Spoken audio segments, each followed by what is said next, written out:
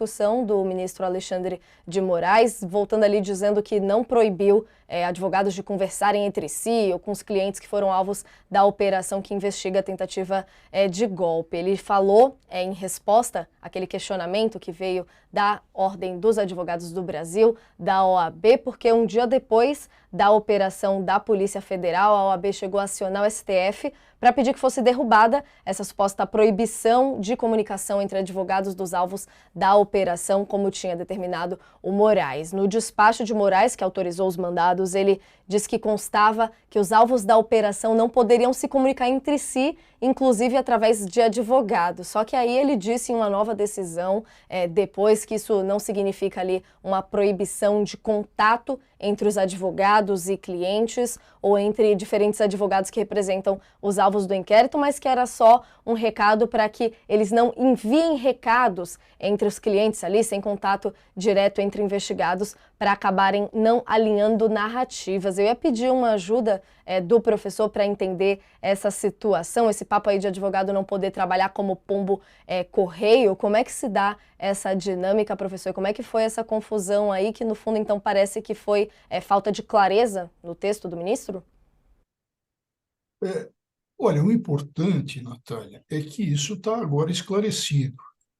Não se podia esperar de um autor de livro de direito constitucional, de um professor de direito constitucional como é o Alexandre de Moraes, não se podia esperar a não ser um esclarecimento desse.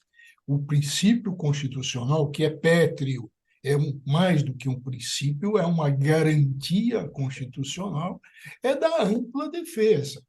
Se a gente está numa fase de inquérito, também existe a possibilidade das partes se comunicarem. Então, proibir comunicação entre defensores técnicos e seus clientes e outros que estão sendo imputados, efetivamente, é se atentar à Constituição. Então, fez bem o ministro Moraes em esclarecer isso. Agora, o outro ponto. O que existe em termos de restrição? Estou falando de restrição.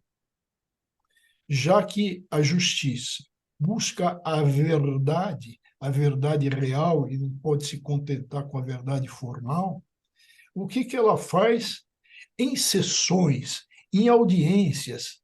Ou seja, ela separa as pessoas para que uma não escute o que a outra, até para não confundir, para as pessoas não se apavorarem. Então, cada um tem o seu testemunho, cada um tem sua versão. Agora, fora desse momento, atenção, fora desse momento de audiências, de sessões, onde as pessoas são ouvidas, não se pode restringir, afetar a comunicação, porque a regra constitucional básica é que ao acusador, ao Estado acusador, detentor da ação penal pública, é que cabe o ônus, a obrigação de comprovar a acusação. Não é restringindo o direito de comunicação de um com o outro que o Estado vai se aproveitar disso para o quê? Para melhor acusar. Não, nada disso. As pessoas podem se comunicar pelos advogados. Nós temos o caso concreto aí do Bolsonaro e do Valdemar Costa Neto. Por pior que seja a pessoa, e nós estamos falando dos piores da sociedade, tipos como Bolsonaro e Valdemar da Costa Neto, por pior que seja a pessoa, não existe essa possibilidade de se restringir garantias que elas têm.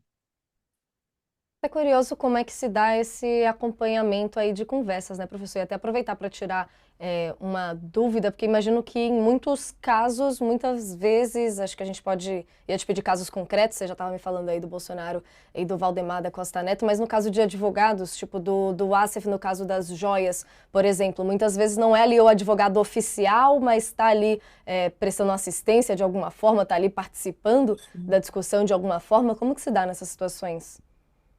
Olha, o importante, isso que você coloca é importante, veja, que entre os advogados para a ampla defesa, a necessidade de conversa para que não ocorram defesas conflitantes, a piorar situações, uma vez que o ônus, a obrigação é do Estado.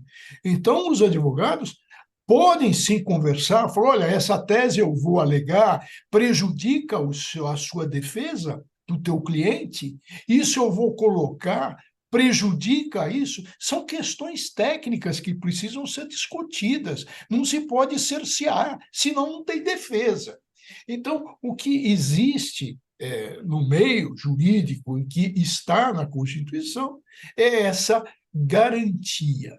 Agora, entre as pessoas, é livre a conversação, até porque são todos presumidamente inocentes.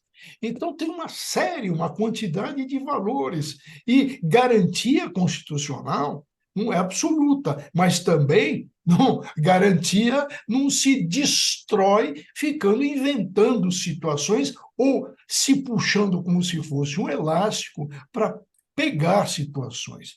O Alexandre de Moraes, eu faço críticas a isso, é, é, até na última vez eu e o Sakamoto trocamos aqui impressões diferentes, o que eu acho que enriquece muito, mas o Alexandre de Moraes tem que pôr na cabeça que certas coisas, como juiz, não pode se fazer. Como, por exemplo, vai comprar briga no aeroporto de Roma e ainda se habilita como assistente de acusação.